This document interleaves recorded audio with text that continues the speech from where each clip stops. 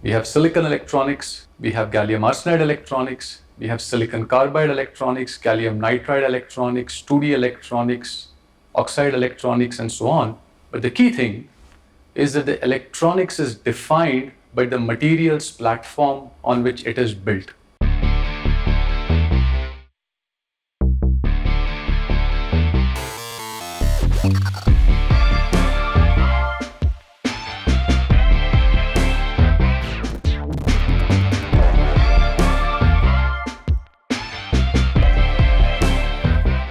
All the devices we make, it's all about the surface. It's all about the interface. The bulk almost doesn't matter. When you are in the nano scale, everything is surfaces. The more you can control the surface, the better device you can make. Students come to my lab, and that is where we grow the gallium nitride layers on silicon carbide and sapphire wafers. Then they take these wafers, go into the clean room, and they work with device engineers like Professor Digvijaynath, Professor Navkant Bhatt, Professor Muralidharan, and so on, with whom they develop devices on these wafers which are then tested. And they come back to us saying, look, your material has to be improved in this way. We then improve the material, give it back to them, and in this fashion, research happens iteratively, and that is how both science and technology advance. Once we grow them, we have to actually see if we grew what we really wanted to grow, right? So for that, we do what is called material characterization. So through characterization, what we'll know is what is the atomic structure of these materials, and how does the structure of these materials relate to how they are behaving, right? So if you put them in an electronic chip, they have some behavior, right? So you can make them ones or zeros, or you can make them behave like a neuron or a synapse, right?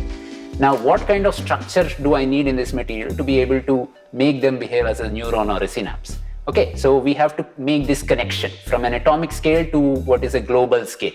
Okay, so we do a bunch of characterization techniques, and one of the most important characterization technique for my group is what you are seeing behind me. This is called an electron microscope.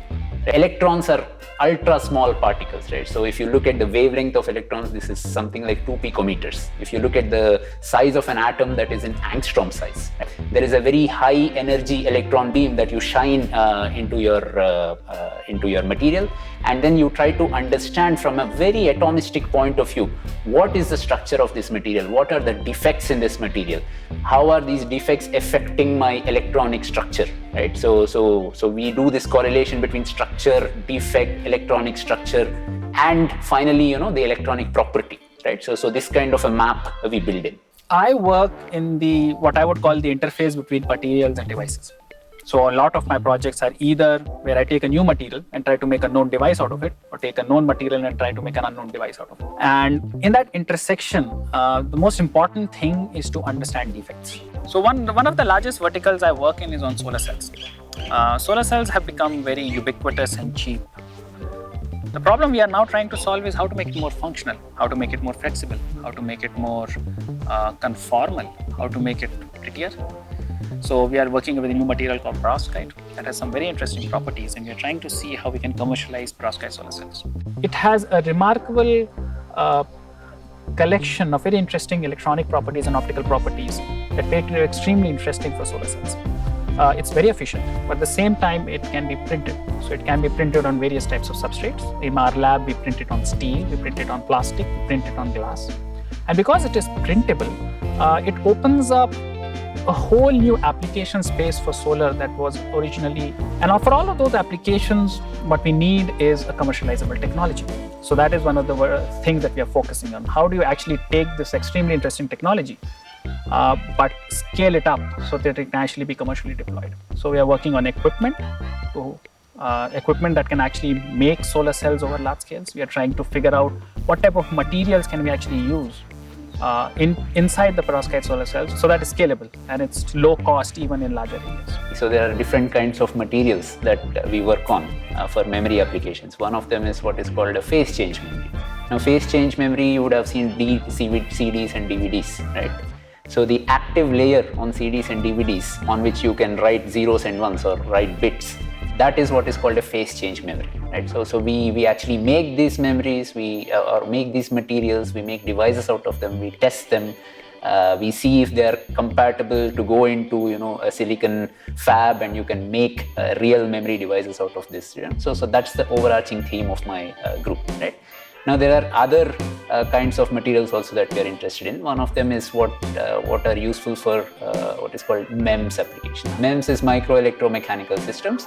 So essentially what we want, so in these materials, the kind of properties that we want is they can take in some mechanical input, and then they can convert it into an electrical output. So you convert one form of energy into another form of energy, right? So these are what are called piezoelectric materials or electrostrictive materials. So in my group we try to grow these materials and then try to make very robust forms of these materials. Third part of materials that we work on is what are called materials for what is coming up nowadays as a hot field. It is called neuromorphic computation. So essentially what we want to do is we want to make a material that behaves like a human brain, that thinks like a human brain, that is as intelligent as a human brain. We are trying to understand how neural networks work, how brain works, and how can we implement that in our computational systems through a materials platform. The second vertical that we are looking at is photodetectors, specifically infrared photodetectors. Infrared is a very challenging spectrum to work with for electronics because the energy of a photon in the infrared is very low. We are trying to make quantum dot-based infrared detectors that will be cheaper, more accessible, and more importantly, indigenous. The third vertical that I work on is oxides. Silicon is the workhorse. Every IC you have inside your phone, laptops, etc. all works on silicon. But silicon doesn't have a lot of the interesting properties you would ideally like to use. Oxides, on the other hand, are a very interesting class of materials that show virtually every interesting electro-optic property known to physics. So if you can integrate oxides with silicon, you can get a lot more functionality and many more interesting types of devices. So that's one of the things we are trying to do. For example, we are trying to make new types of memories, we are trying to make new types of photodetectors, and so on. The other thing that we are working on is very interesting and novel ways of improving the efficiency of the solar cell. Solar cells have, based on some very simple thermodynamic constraints, have a certain limit of efficiency. For example, a silicon solar cell can never be more than 30% efficient. A lot of cost can be reduced and a lot of impact can be increased if that efficiency can be pushed up further. So we're looking at some non-trivial ways of improving the efficiency. For example, can you incorporate dyes with a silicon solar cell or even with perovskite solar cell so that the theoretical efficiency of the solar cell can actually be increased? There are three areas we work on.